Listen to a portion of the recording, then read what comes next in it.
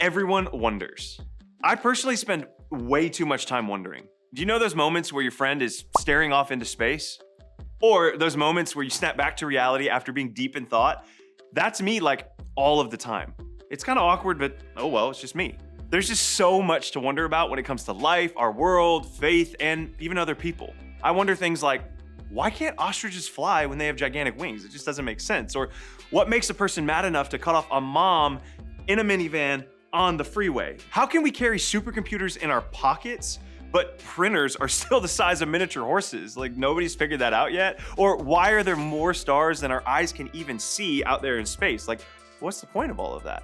This is just a small sample of the random things that I wonder about. I mean, these are pretty basic questions. They're weird, I get it, but they're basic. But the truth is, we wonder about some of life's biggest questions too. We wonder things like, why are we here? Is my existence just one big coincidence? How is it that I'm alive during this specific moment in history and not another? Is God actually real? I mean, we all have really big questions. Why? Because we're all full of curiosity. We wonder because we're curious. We spend time daydreaming, processing, and asking questions because we're curious about the way things really work. We want answers. I mean, we crave certainty. If we can find answers to the things that we wonder about most, then we'll find more clarity about this thing called life. And who doesn't want that? I mean, since the beginning of time, people have been trying to figure out the point of all of this. Our curiosity leads us to try so many routes to finding the answers that we're searching for. It's why the world is full of religions that promise to be the right one. It's why it's so trendy right now to explore spirituality in ways like balancing your energy or using crystals and manifesting a different reality than the one that you're currently in.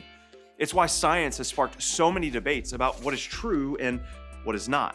We're all looking for answers. And in today's culture, it seems like we're willing to try anything to find them. Here's the thing though, sometimes it can feel like Christianity and curiosity cannot coexist, like they can't work together when it comes to faith.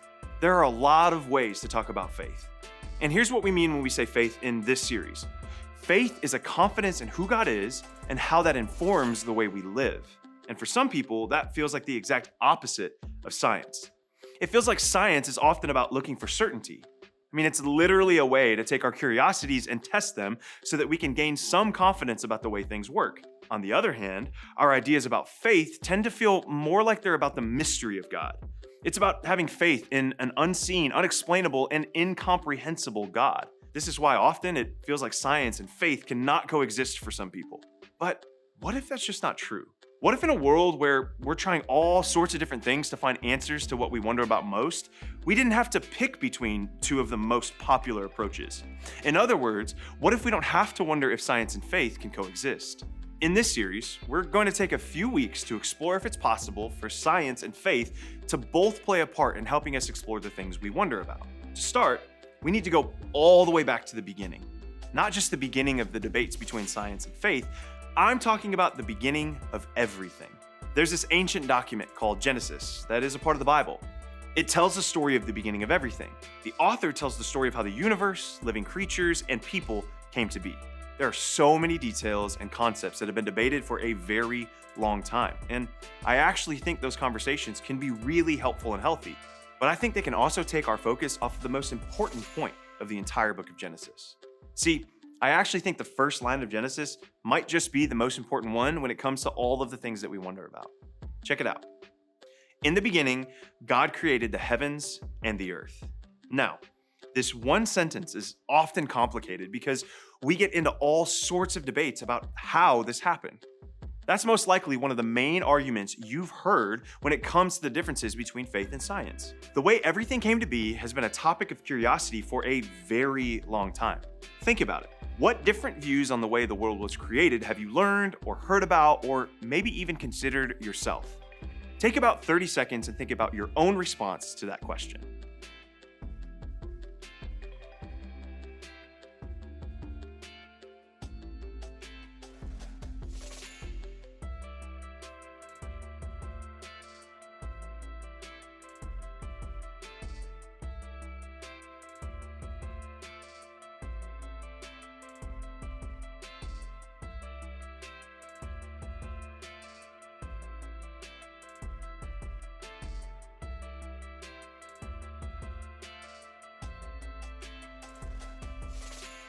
Okay, while there's a lot of debate out there about how all of creation came to be, that wasn't really the point of what was written at the beginning of the book of Genesis.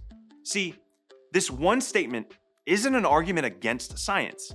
Instead, it's meant to indicate that there is a God who is behind everything that exists. This doesn't mean that science shouldn't be something Christian people leverage to find answers to life's biggest questions. This sentence from Genesis is simply pointing to the God behind that science. If you've ever felt like faith requires you to leave behind your intellect or your desire to understand the way things work, I'm so sorry.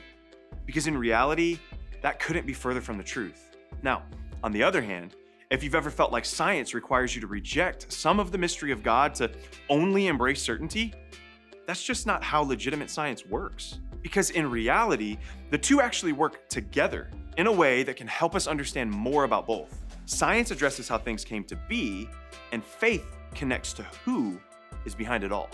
See, science is the pursuit of understanding our world, and both science and faith can work together because both fuel our curiosity.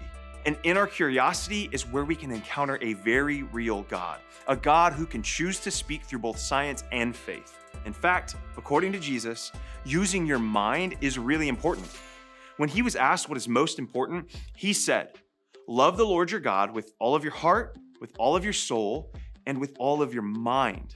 Jesus said it's important to love God with all of who you are, including your mind. See, God doesn't want our understanding of faith to mean shutting down our minds. God doesn't want us to stop exploring, wondering, and asking questions. Instead, God says, "Love me with all of your mind." And as we wonder with our minds, we can also remember that the author of Genesis shows us faith is getting to know the God behind it all. Even as we explore science with our minds, we can be confident that we're getting to know the God who created everything. Faith allows us to be okay with the mystery around us while trusting that God, who is so much bigger than our understanding, is the one behind it all. This is how science and faith can coexist. See, science is actually a gift to us, not an enemy of faith. And as you explore science, your faith can expand. When you lean into faith, you're using your curiosity about the world to embrace the fact that some parts of life will always be mysterious because the God who created everything is bigger than we can imagine. You might not be able to understand everything fully, but as you explore your curiosity using science, you get to know the God behind it all even better. Plus, you discover more mysteries that can expand your faith. In fact, we asked someone who studies all of this and plans to go to space someday about why scientific exploration matters. Her name is Alyssa Carson, and here's what she had to say.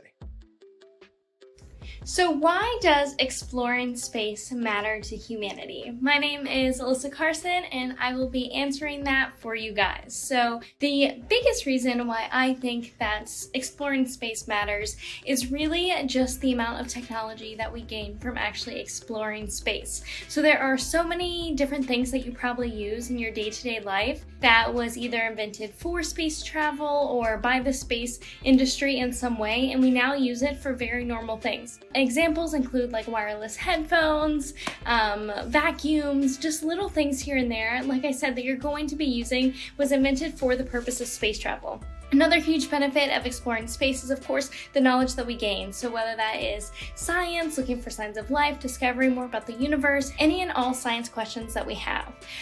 But overall, I really do think that the space industry, pretty much everything that we do in space comes back down to Earth in some way. Whether that's money, whether that's ideas, whether that's technologies, everything that happens in space always comes back down to Earth. And that's one of the many things that I love about space travel, and especially when we start looking towards the future of space travel. So even with big ideas like going to Mars and going and possibly living on other worlds, we are still solving problems that happens here on Earth. There's loads of advantages in doing things in space. It provides pretty much a huge resource to us that is always there, and hopefully we will continue to explore it to learn more. Hopefully you learned a little bit about space travel and hopefully have a little bit more interest in it. So thanks for having me. Okay, that's fascinating. And one of the most interesting parts of space exploration, at least to me, is that we've discovered that the universe is expanding constantly. The only way we know this is because we are constantly exploring. We are gaining certainty through scientific discovery of more and more of the universe every single day. We find more stars, more galaxies, more planets, and more black holes. As we do this, we become more certain about the way the universe works, and we also realize that there is so much that we don't understand. Through our discovery of more and more of the universe, we've become certain about the fact that the universe is constantly expanding. Basically, in our quest for certainty, we've discovered that the one thing that is certain about space is that it's full of ever-expanding mystery. I know, my brain hurts too, but that's kind of the point. We are people with incredible minds, capable of exploring and finding answers to really big questions. At the same time, as our understanding grows, we begin to discover that there is so much more mystery to explore. We fully lean into science to understand as much as possible, but then we live by faith, knowing that there is so much that remains beyond our ability to understand. And God and science sort of work the same way. We explore our curiosity using science, and when we do, we gain more certainty about how things work. At the same time, legitimate science winds up leading to greater mystery about life and God. It leaves us even more curious about the way everything works. The more science we study, the better we understand how God has done things, and the more questions we have about how and why God has done them. It's faith that allows us to embrace that mystery, explore God more, and get to know Him better, even though we can't possibly find all of the answers about a God that's bigger than our human understanding. At the end of the day, as you explore science, your faith can expand. You don't have to pick one or the other. The goal of science does not need to be to disprove God. Yes, there are definitely some forms of science aimed at trying to cause us to question the existence of a creator, but that's not the only kind of science. Most science seeks to find certainty about things we don't currently understand. There's nothing wrong with this desire, as long as we stay humble enough to admit that no matter how much we understand, we realize that there will always be mystery because God is bigger than what we can understand. And I want to be real about the fact that mystery in today's culture can feel like an excuse for not having an answer. But in reality, every part of life is mysterious. Even some of the smartest people who've ever lived embrace this idea.